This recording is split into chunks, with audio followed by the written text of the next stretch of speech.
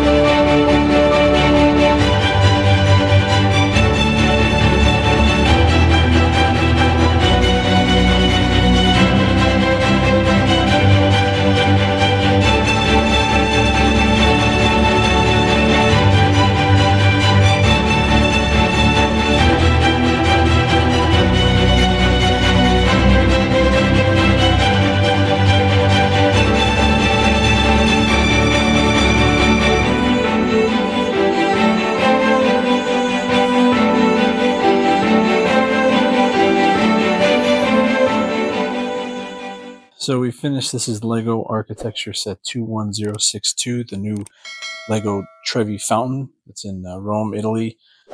This just came out on March 1st. It's actually a nice set, as I mentioned at the beginning. I've been to Rome. I've been to the Trevi Fountain in Rome, and this is definitely pretty spot on as far as the design and its accuracy to the actual fountain itself. It's a really interesting. I highly recommend, if you haven't been to Rome, to definitely visit there.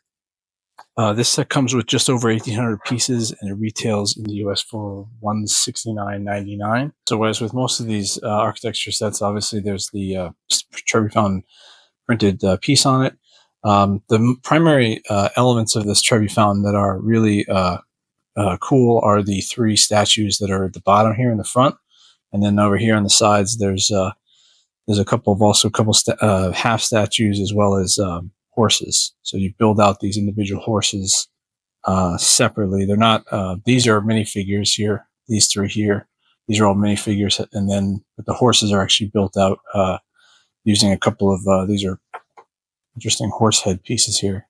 And then you put it together with a couple of hook pieces here as well, which is interesting. The fountain itself, I think, is really the cool part of this. They made it look really good here with all the water and the blue elements here. I like how they kind of put this together, and of course the rock formations around it. That's another cool element to this that they've done really well. So the first part of the build obviously is the base with the water, and then you get into the architecture, mostly the set. So up here, the top and the sides, there's basically, it's kind of repetitive, a little bit of the build, but you build two levels of this. Of these 3 or 6 piece windows, and then you get in here in the middle where they have these architecture elements here. These are the 3 minifigures across, and then you also have these couple statues in the middle here. They have a couple flower pieces that align at the top of the fountain here, and then again there's 4 little statue pieces here up at the top, and then on top here there's the top of the fountain. They've used 2 little pieces again here, as well as a couple of flower pieces to kind of element the top of the fountain, which is again, it was a lot of fun to build. I think, there was a bit of repetitiveness, kind of putting together the 2 sides of this set, because they're obviously pretty much the same. The closer you get towards the end of the set, there's obviously a lot of smaller pieces and a lot of details that have to be put together. And that was really the most enjoyable part of this. I did actually have a piece. Which side was it? Over here. This is actually the second or third time this year that LEGO has had a missing piece in their set.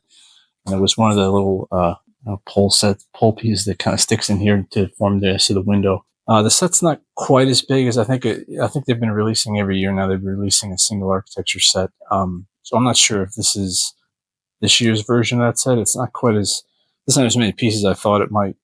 This is definitely a good addition to the architecture line. I've always said that I think the LEGO architecture line can be expanded on. I think there's a lot of things that LEGO could build that are a lot of really cool sets to put into the architecture line. So just looking at the booklet here.